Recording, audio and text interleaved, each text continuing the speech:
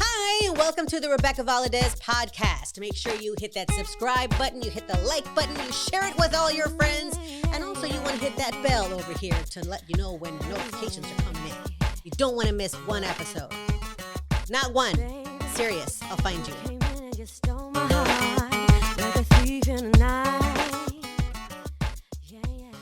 Welcome back. I am Rebecca Valadez. This is the Rebecca Valadez podcast. I have an amazing, extraordinary, unbelievably, incredibly talented Wonder Man on the show today. Oddly enough, he and I used to work together. I'm just going to do a quick interview, and then we're going to get right to the deep questions. No, I'm just kidding.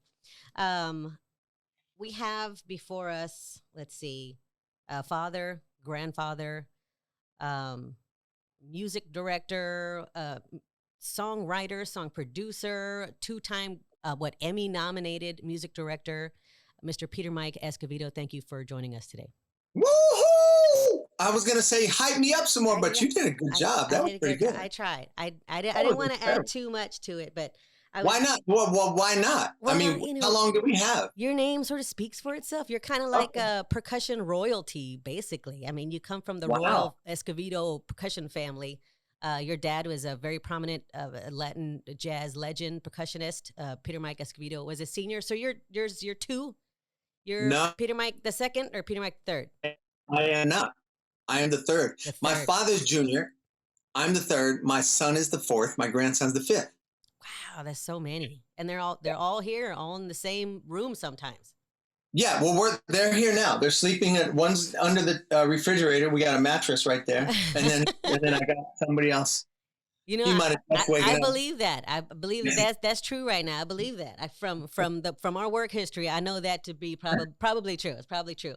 But right now, people that are watching this, if they're watching it on YouTube, they're looking at you and they're thinking, "Who is this 40-something-year-old hottie? I've never heard the name before. I've never heard his music, but they would be wrong on both accounts. I'm not going to reveal your age. I'm going to let people guess that. In fact, I'm probably going to make it like a game. If my friends are watching, let's make it a drinking game. But if regular people are watching, let's just make it. You can leave a comment below as how old you think Peter Michael is. I bet you're probably Googling that right now. But I'm just going to go over some of your accomplishments because these are probably just the highlights of your accomplishments. So I'm going to highlight the highlights. I'm going to highlight the highlights. Okay. Highlight the highlights. And when I highlight this, you just put a check mark on your little booklet or something, or take a shot and let me know if you've probably heard Peter Mike before. You just didn't know it. So I'm going to go through it right now. First, your world tours. I'm going to start at the bottom with Confunction. Yeah. I bet people are like, what? That was it. What? We're getting a lot of that. I wish I had like a studio audience so I could see the look on their faces right now. Marvin Gaye, Tina Turner, Lionel Richie, Huey Lewis and the News, Stevie Nicks, the E-Train, of course, which you guys are still on the road with the E-Train tour, right? We haven't been in a while. That's a band that Sheila had. But yeah, we're nobody's touring right now. So yeah, that's true. Nobody's doing nothing right now. Yeah. We got George Michael. Man, I've always wanted to work with George Michael. Okay, I'll continue. But I digress. And then Mariah Carey, you were on the Music Box tour. So chances are, if you're watching this, you've either attended one of those concerts or you've purchased one of those albums. Speaking of albums, though, you've also been on a bunch of recordings. And again, I'm just going to highlight the highlights. Barbra Streisand, Kenny Loggins, and Kenny G. You did both Kennys. You got both Kennys. Gloria Estefan, Dave Koz. I mean, come on, man. Let's see. I think you did Earth, Wind, and Fire. Dude, really? I didn't even know that.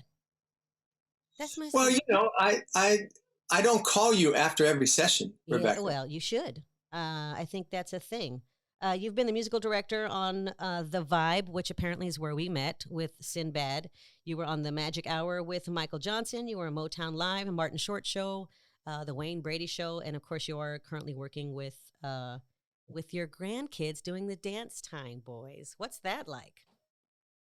Well, the Dance Time Boys is actually now that we finally got to hook up. Now that's over. Oh, because they're like older now, right? Yeah, they're older now, and we had a TV show on Baby First TV, and that show aired 6 times a day 6 days a week for 2 years. That's insane. And that's like, that was like a family thing. It got a lot of coverage. Yeah. I have a video that I'm going to share a little bit later, and it's of the Dance Time Boys doing their introduction, and then your son Pete walks in, and he's like, "I'm the dad," and then your other son walks in, and he's like, "No, I'm the uncle," and then you walk in, and then your dad walks in, and Sheila walks in, everybody walks in, and it really is a family affair. I think there's a lot of musicians or entertainment folk who think that they have to choose between family and career, and you are a living testament to the fact that that's not true at all. You can have both.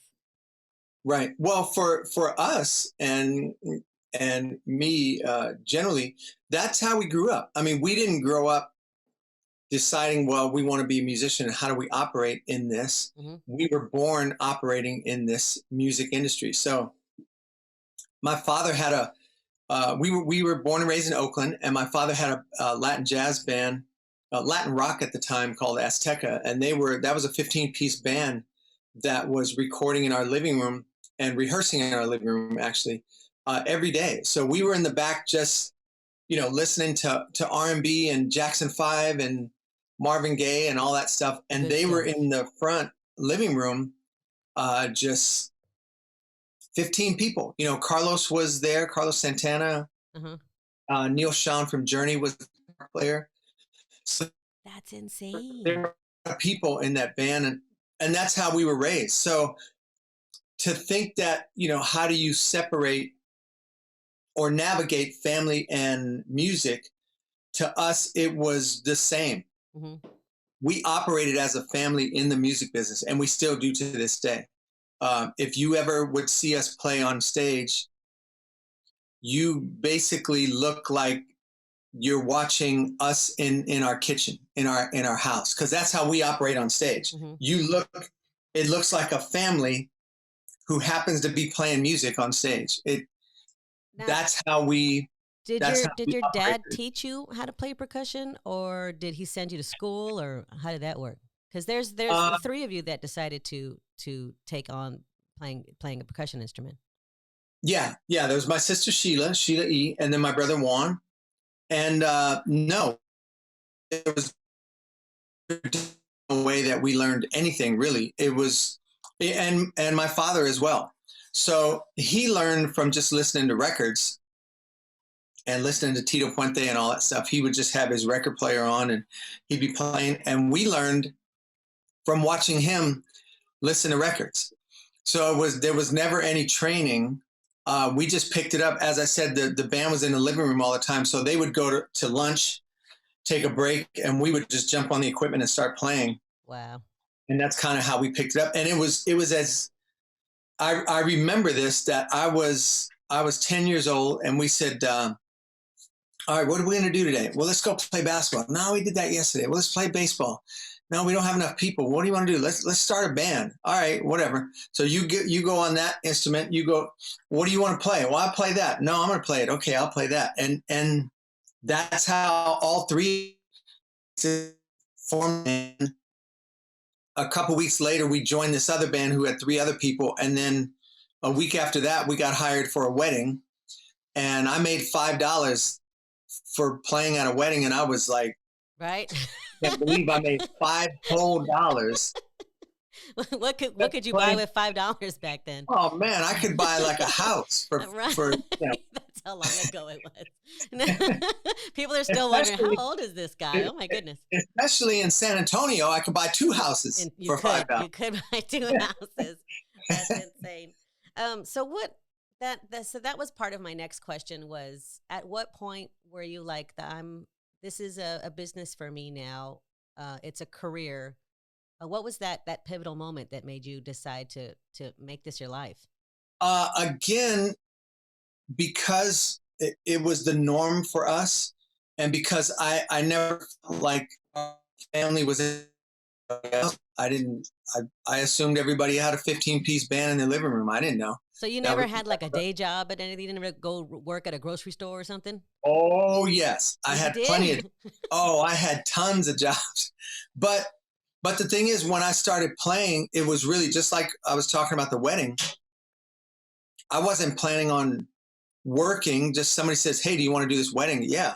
Or do you want to come to this club? And, you know, I was 14 years old playing in a nightclub with my father on Tuesdays. I was in junior high school. That's crazy. You know, going to play on Tuesdays in San Francisco. So that wasn't, you know, is this going to be work for me? It was something to do. I loved it. That turned into, hey, come to this club. Hey, do you want to do this demo? Hey, do you want to do this record? Mm-hmm. Do you want to do this tour? Do you want to do this? Yeah, but you were getting asked to do these things by like major players. Do you want to come and play for this, for that? And then it was like, at what point, when was it stopped being local and it started being like international tours with like Stevie Nicks and people like that? Well, it went from, the order really went from probably my first band that I joined that was somebody else's group where I was a backup musician was Confunction. Mm-hmm. So once I joined that band, I think I was 20, maybe 20 years old. You're giving too many clues. Don't tell anybody how old you are. And so, yeah, that was a long time. So we did the tours. We toured with, you know, the Bar-Kays and the Commodores and all these different groups, Cameo, and, you know, that it was just, those were little, sometimes we would go out for the weekend. Then we would go out for a week, and then we would go out for 2 weeks and then 3 weeks. And right after that tour, I got called to do the Marvin Gaye tour. So, what? So that was your first major experience coming out. I mean, Confunction was big enough. I would have been like, that's fine with me. I could do this for the rest of my life. But then you got the call from Marvin Gaye. Like, what is it, a phone call? Like, how did that even happen? I'm saying I got a call technically, but it wasn't really a call. It was really, I did get a call, actually. I take that back. The call was from Sheila. So Sheila called me. She says, hey, I just got this gig with Marvin Gaye. And I says, oh, man, that's cool. She goes, yeah, it's in LA. They're doing rehearsals. And we were in the Bay Area. She goes, why don't you come down with me and just hang out and, you know, just to come with me. And I think she was a little nervous too, you know, so I said, yeah, you know, and I was married. I'd just gotten married. I hadn't been married that long. And so I told my wife, I'm going to go down to LA and just see these rehearsals. So they go, this is Marvin Gaye, the Sexual Healing Tour, 1983. And this was his comeback tour in the United States, because he got kicked out of the United States, so he couldn't come back. This is the way he could come back into the States, is to do a States tour. So I go to rehearsal, and they set up the equipment, and there's another percussionist, Tony Flores, a friend of mine. So they had two percussionists, and Sheila says, well, you know, help me set up the equipment. So I helped her set up. So they start playing, and Sheila's like, come on, just play with us. And I go, no, I'm not going to play with you. So she goes, come on, just play. And I go, okay. So I get up there and I'm playing. I'm looking around. There's, again, 25 people in this room in the CBS building in LA. And I'm like, how these people are going to know that I'm not in the band? They're going to yell at me. They're going to kick me out of here, you know? And so we just rehearsed, and that I'm playing, and could you I'm ready that for last part, because we had to cut out real quick. So talk about rehearsals again. Sorry. Yeah. So rehearsals, I am playing with the band in rehearsal, but I'm not hired. I'm just there to hang out with Sheila. So you snuck in. Yeah, just snuck in. My head's down. I don't want anybody to see me. So that turns into 1 day, 2 day, 3 days, and finally Marvin comes. And I'm like, oh, shoot, I'm going to sit in this corner. So Marvin comes, he meets everybody. Sheila says, come on, you know, get up and play. I go, I'm not playing. So finally I get up there, I start playing a little bit. I'm trying not to make eye contact with Marvin, because I don't want him to stop rehearsal and go, why are you up here? You know, go sit down somewhere or get out of here. What's that for? Right, exactly. So we end rehearsal, then they go to production rehearsal at the Wiltern Theater.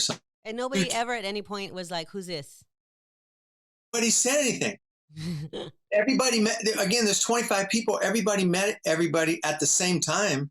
They didn't know who was who. Nobody knew anybody.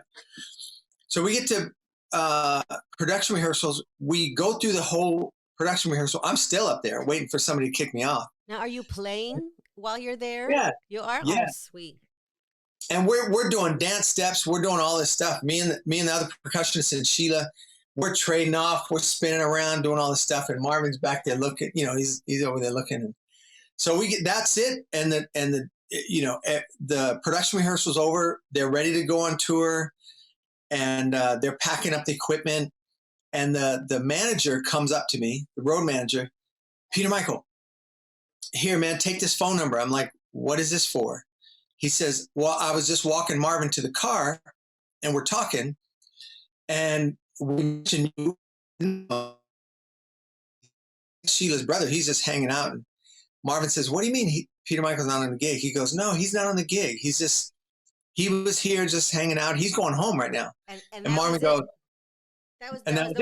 That was the moment. That was the moment. And Marvin looks at the road manager and goes, Peter Michael has to be on this gig. And he gets in the car.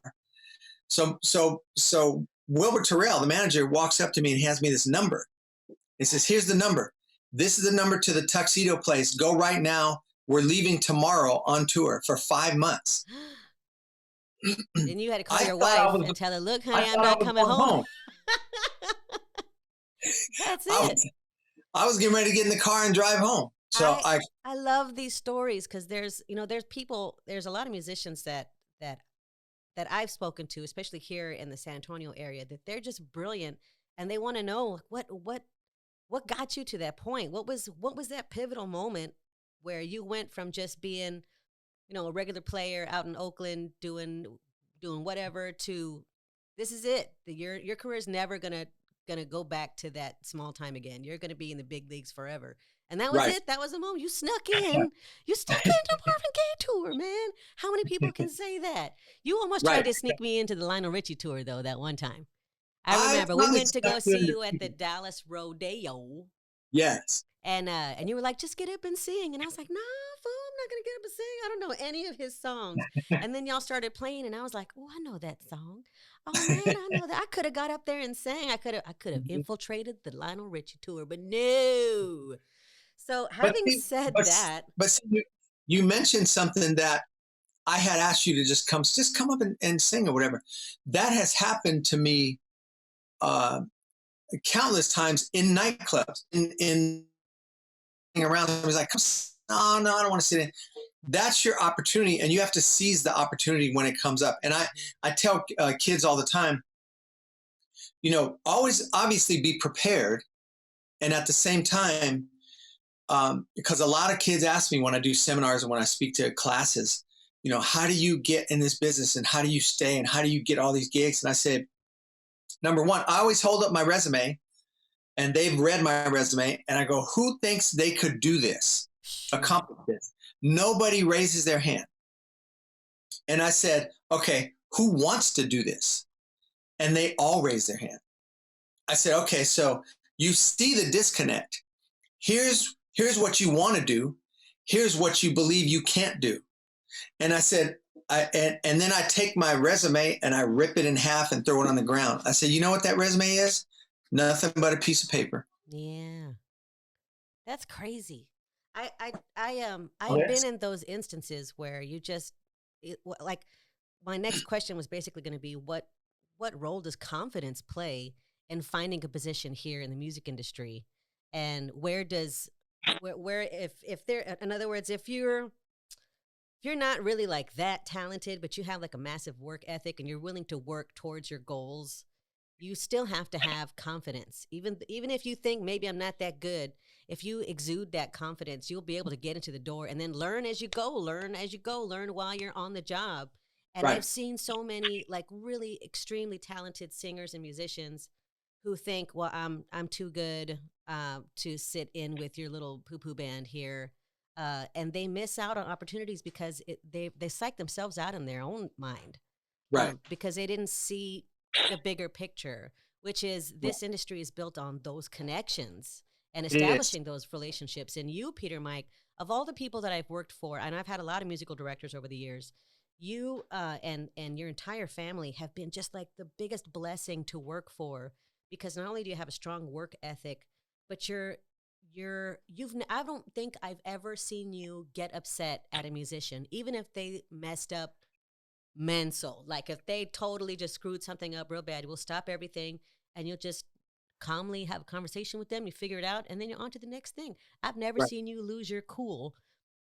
Is there a Peter Mike school that I can send all of my former employers to, where they could learn what it means to be real in the industry and have success with a positive attitude, as opposed to thinking that they're God's gift to music? Right. Well, I think that question is twofold. Number one, I think, and again, this is what I tell kids all the time who want to get in this business. I'll tell them, I hire a lot of people. My number one priority is not music. It's who you are as a person. So that's why he hired me. Exactly. So I tell them, I mean, we go through I talk about hygiene to these kids. I talk about everything. I talk about when you walk in a room, you affect people, whether you like it or not. You influence somebody, whether you like it or not. It's in a good way or a bad way. So when you walk in a room, do you want someone to say, oh, there's Peter Michael. Oh, man, cool. Or do you want someone to say, oh, man, here comes Peter Michael?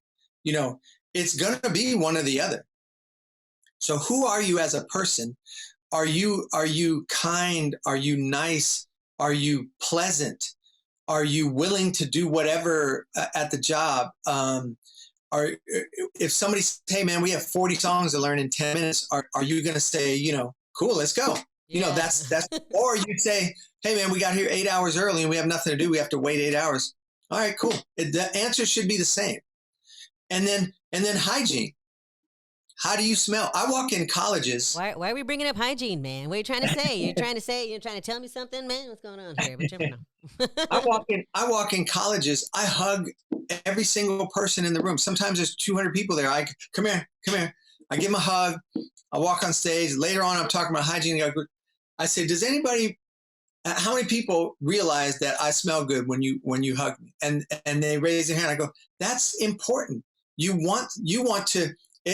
Smelling good, looking good is all the same. How you carry yourself, it's all pleasantries that people look at you and they're pleased about what they see. They want to hang around you. And this is the main way that everybody that I know has been hired. Every single person that I know who's ever been hired has been, hey, man, we need a guitar player. Who are we going to get? Oh, man, we got to get my homie. This dude is dope because it's his friend. Yeah. I've never, in my career, I've never known one person that got called from the union or from a business to say, you know, that somebody called a business, we need a guitar player, and the business went and found a guitar player. No, it's all through word of mouth, and it's all somebody else's friend. Mm-hmm.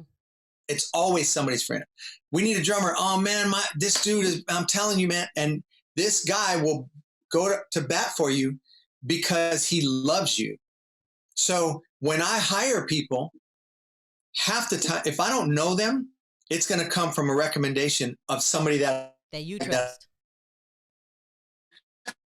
When you're asking me, do you ever get mad at these people when they mess up, or do you ever get a lot of the reason why I don't is because that's who I've surrounded myself with, those kind of people. Mm-hmm. The people that are friendly, the people that are willing to do whatever, the people that are wanting to be there and that go over and above. If I tell somebody in rehearsal, hey, man, we're supposed to be done at 8, it's now 10:30, we still have another hour to go, it's not a big deal for them. Mm-hmm. So there's no need to be upset with them.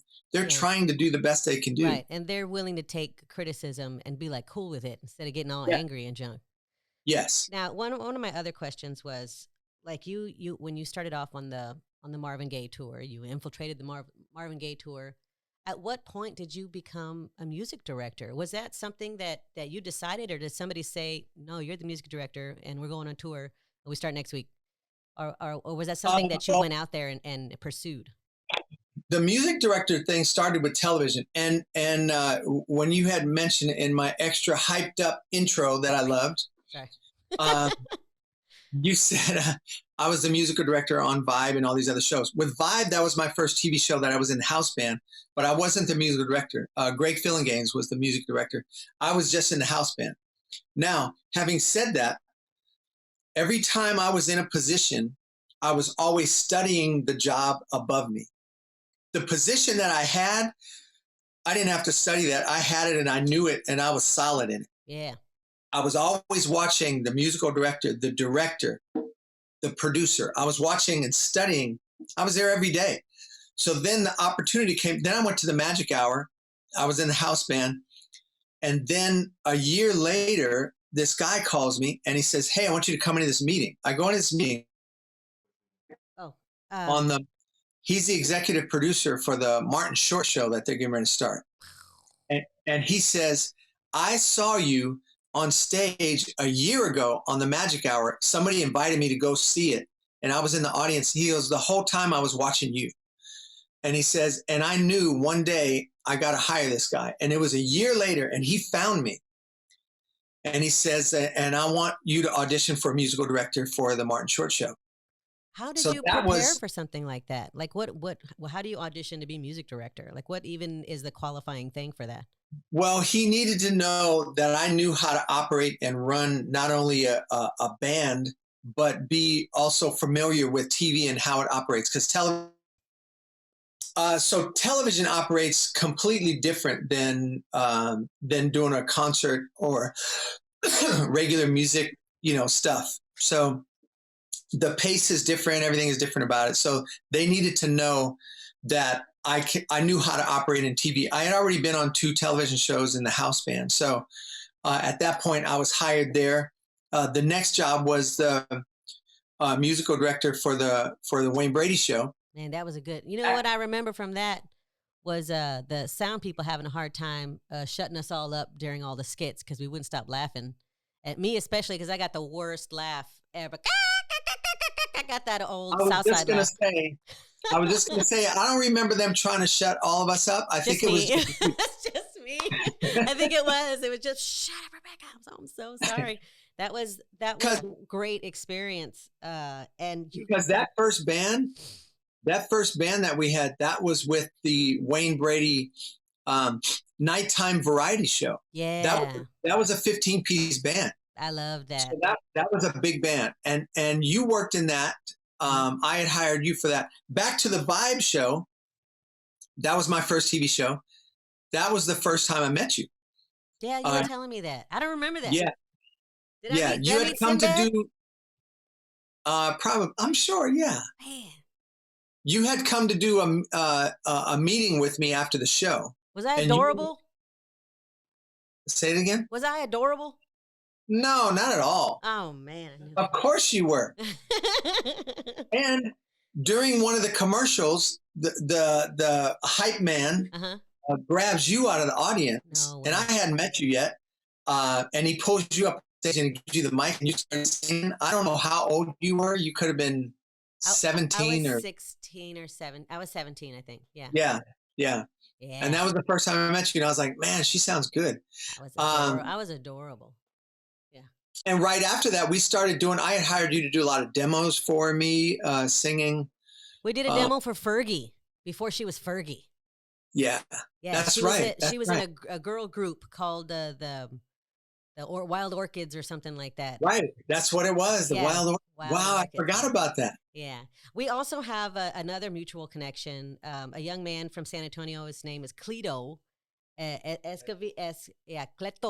Escovedo. And he's now on the house band for Jimmy Kimmel. And, yes. And you, I don't want to say like you were instrumental in, but he gained a lot of experience through, I guess, the Mark Anthony tour and, of course, working with you. But I can't remember what project we worked on. Was it the Wayne Brady or was it the Alma Awards or? Shoot, I can't remember. Cleto's done stuff with me before, yeah.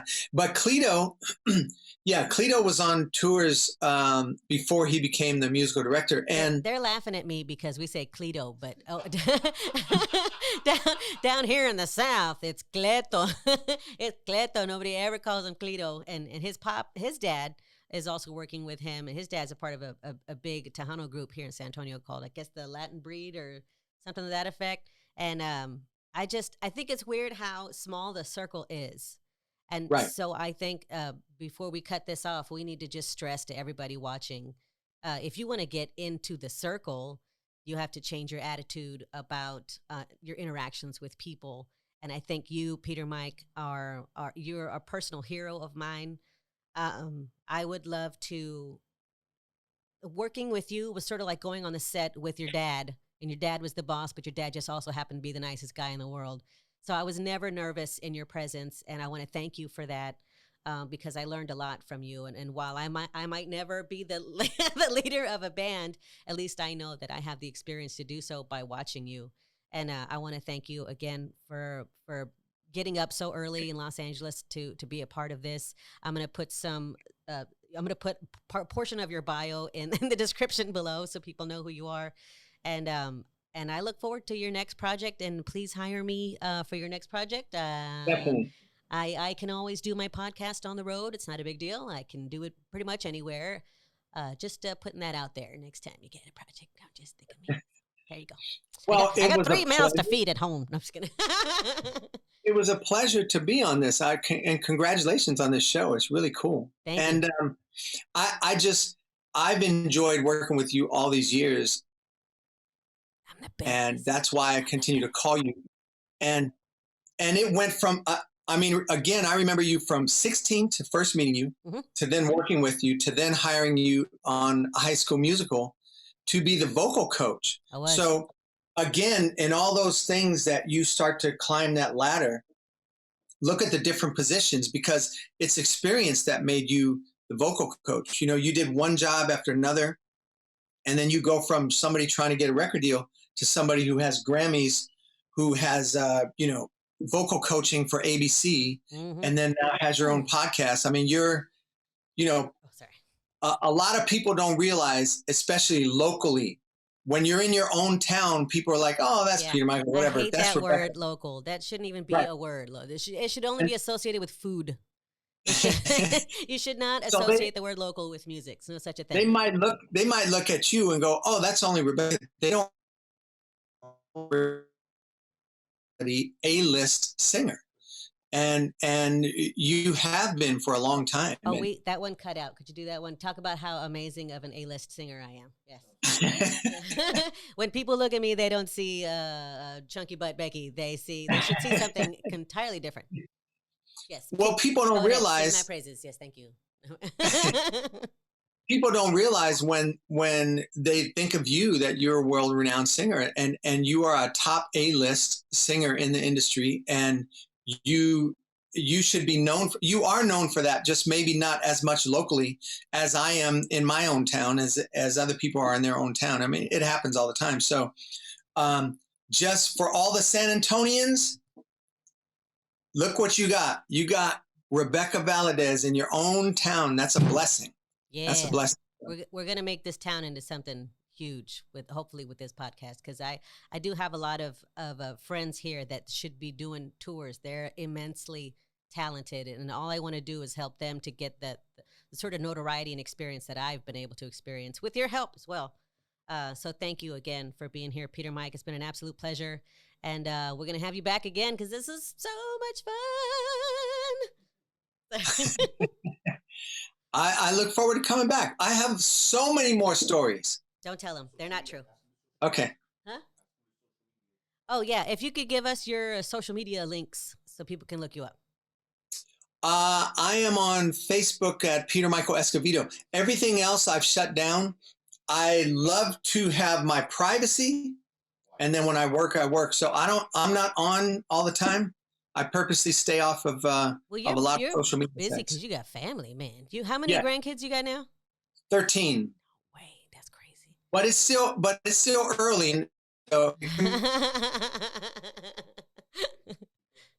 It is. It's still only it's 11 o'clock my time. It's 9-10 your time right now. My goodness. Yes. Well, thank you for getting up hecka early, and I do hope that one day I'll be able to work with you again, because it is a blessing and a treasure. So thank you, Peter, Mike. Thank you, everybody, for tuning in once again to the Rebecca Valadez podcast. We will see you next time. Don't forget to click the subscribe button and the like button and share it with all your friends. And don't miss one episode. Thank you so much. Hey, you, I bet you thought the podcast was over, but it's not. I just want to make sure that you know that I'm not just a podcaster, I'm a singer too, and I've got some really great music that you can download at my website, RebeccaValadez.com. That's RebeccaValadez.com.